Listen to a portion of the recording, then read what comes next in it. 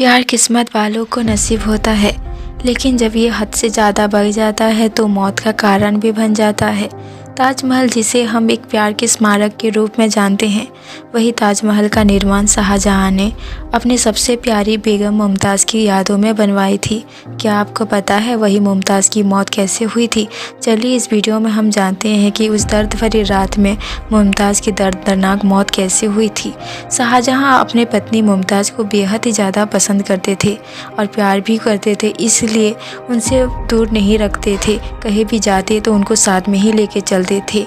South India में उस समय लोदियों का बहुत ही ज़्यादा विद्रोह चल रहा था। उसको काबू करने के लिए शाहजहां को बरहामपुर जाना था और अपने साथ बेगम मुमताज़ को भी ले गए थे। उस समय बेगम मुमताज़ 14वीं प्रेगनेंसी में थे। फिर भी शाहजहां ने मुमताज़ को आगरा से 787 किलोमीटर दूर धौलपुर, ग्वालियर, मारवाड़, सिरोज, हल्दिया होते हुए बुरहानपुर ले गया, जहां सैनिकों का अभियान चल रहा था। लंबी यात्रा की वजह से मुमताज़ बेहद ज़्यादा बुरी हालत से थक गई थी। उसका असर उसके गर्भ पर पड़ रहा था। मुमताज़ को बहुत दिक्कत होने लगी थी। 16 जून 1631 की रात मुमताज़ को प्रसव पीड़ा बढ़ गई। वही इस्लामी की 15 महीने की 17 तारीख थी। शाहजहां अपने विद्रोह को खत्म करने की रणनीति बना रहा था। दूसरी तरफ मुमताज़ प्रसव की पीड़ा से तड़प रही थी। उस वक्त शाहजहां डेक्कन के विद्रोह को खत्म करने के बाद से रणनीति बना रहा था। उसे मुमताज़ की खराब हालत की सूचना मिली। उस दौरान वह मुमताज़ के पास नहीं जाता है, उसे अपने दाइयों को भेजने के निर्देश देता है। मुमताज़ मंगलवार की सुबह से बुधवार की आधी रात तक दर्द से बुरी तरह से परेशान रही। शाही हकीम बाजिर खां उसके पास ही मौजूद थे। वह पहले से ही प्रसव के दौरान रह चुकी थी। 30 घंटे की लंबी दर्द से बाद मुमताज़ को आधी रात को एक बेटी पैदा हुई, जिसका नाम था जोहरारा। लेकिन मुमताज़ बेहाल थी। बच्ची की जन्म के बाद मुमताज़ बुरी तरह से कांपने लगी थी। उसकी पिंडलियाँ ठंडी पड़ने लगी थी।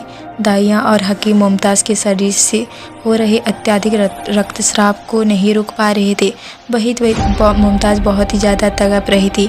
इधर शाहजहां को अपने कमरे में कई संदेश वाहक को भेजे, लेकिन कोई भी लौटकर नहीं आया। रात काफ़ी हो चुकी थी। तभी शाहजहां ये सोचता है कि हरम में जाने के लिए। तभी कोई एक संदेश लेके आता है कि बेगम ठीक हैं, लेकिन काफ़ी थकी हुई हैं। इसलिए शाहजहां अपने कमरे में जाकर आराम करने के लिए सोचता है। शाहजहां जब अपने रूम में जाता है तो तभी उसकी बेटी जहांआरा पहुंच जाती है, जो अपनी मां मुमताज़ की संदेश लेके आई थी कि वो उनसे मिलना चाहती हैं। शाहजहां जब हरम में पहुंचता है तो वो मुमताज़ की हालत को देखता है। मुमताज़ की आंखें आंसू से भरे हुए थे। शाहजहां मुमताज़ के सिर के पास बैठ जाता है। मुमताज़ ने आखिरी बात पर शाहजहां को 2 वादे लिए। पहला वादा था शादी न करने को लेकर, जबकि दूसरा वादा था कि एक ऐसा मकबरा बनाया जाए जो अनोखा हो। इसके कुछ देर बाद सुबह होने से थोड़ी देर पहले मुमताज़ की प्राण निकल गए। मुग़ल इतिहासकार अब्दुल हमीद लाहौर के बादशाहनामा में लिखा कि रानी की 40वें साल में मौत हो गई थी। 14 बच्चे, जिनमें 8 लड़के 6 लड़कियां थे। मौत के बाद रुई के 5 कपड़ों में उनको लपेटा गया था। मुमताज़ की देखभाल करने वाली सती उन निसा ने उनके मृत शरीर को रुई के 5 कपड़ों में लपेट दिया था। इस्लामी हिदायतों के बावजूद उनकी मौत पर महिलाएं पूरी तरह से रो रो कर शोक जताती रही। मुमताज़ की मौत के बाद शाह ही नहीं, बुरहानपुर की गमगीन हो गई थी। किले की दीवारें औरतों की रोने की आवाज़ों से भरभरा उठी थी। मुमताज़ के शव को ताप्ती नदी के किनारे जोनाबाग में जमानती तौर अर्थात अस्थायी रूप से दफन किया गया था, जिसे बाद में 12 साल बाद आगरा के निर्माण स्थित ताजमहल में दफन किया गया था।